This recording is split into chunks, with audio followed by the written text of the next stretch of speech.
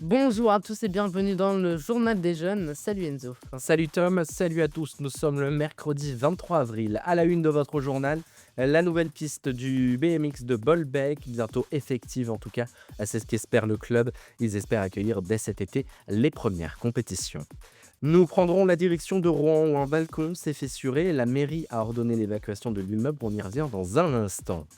À Dieppe, un auteur va rééditer les écrits du pape François, page spéciale donc consacrée au souverain pontife dans ce journal.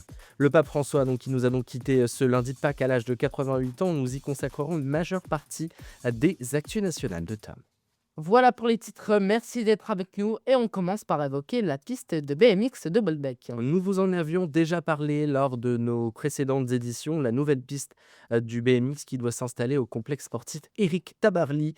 Et les travaux avancent bien, si bien que le club espère les premières compétitions sportives dès cet été sur leur nouveau terrain.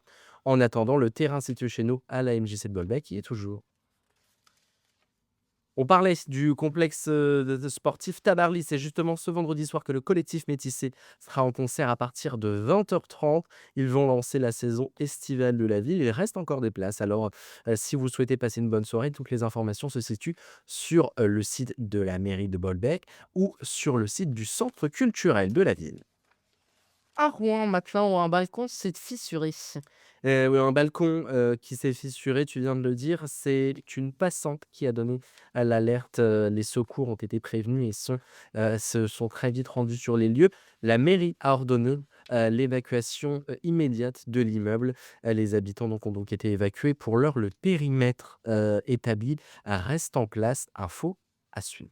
On se rend sans plus attendre à Yvetot où une fuite de gaz a été découverte. Ça s'est passé hier soir. C'est un foyer pour enfants qui a été évacué. Aucun blessé, fort heureusement, hein, mais ce n'est pas moins de 14 soldats du feu qui ont été mobilisés et dépêchés sur les lieux. Une quarantaine de personnes ont donc été prises en charge par la suite. Et on reprendrait bien un peu les JO, non? Ouais, ça tombe bien que tu dises ça, Tom, parce que si vous êtes encore nostalgique des JO de Paris cet été, sachez que Zeus, le cheval de la cérémonie d'ouverture, sera exposé à Rouen, à l'Agora, sur les quais rive droite. Ça sera du 12 au 23 mai 2025. Et on rappelle tout de même, hein, Tom, que le directeur artistique de cette cérémonie d'ouverture, eh bien, c'était Thomas Joly, et il est rouennais. Et puisque nous sommes à Rouen, restons-y, hein, puisque c'est ce dimanche qu'aura lieu le concert de la Star Academy, le Starac Tour 2025.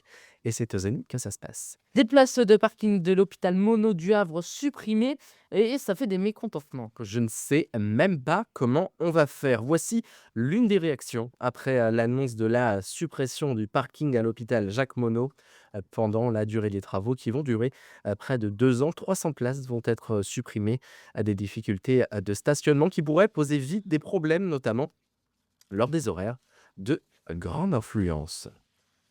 Et on ouvre notre page consacrée au pape François.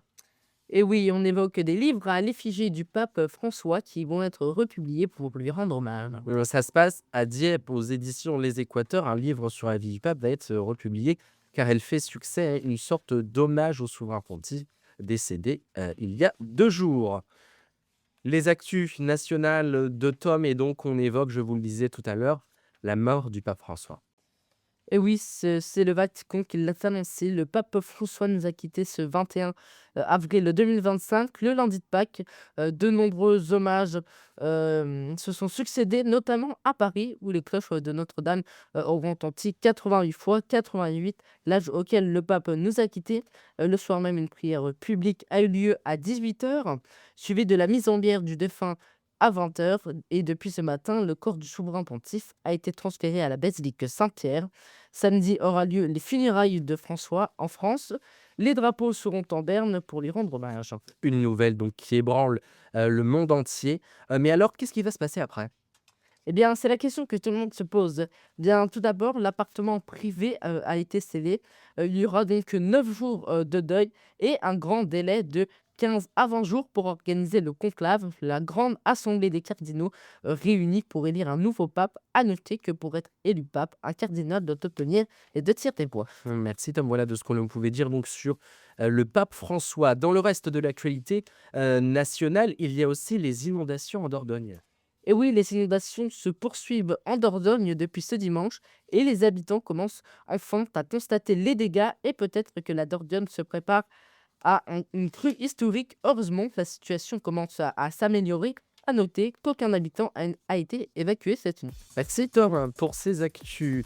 C'est la fin de ce journal. Merci d'avoir été avec nous. Pas de journal des jeunes samedi ni mercredi prochain, mais une nouvelle édition revient dès le samedi 3 mai. D'ici là, on se retrouve sur YouTube, Spotify et notre site internet, vous le connaissez, radioactionjeune.fr. Je vous souhaite de passer une très belle journée. Salut!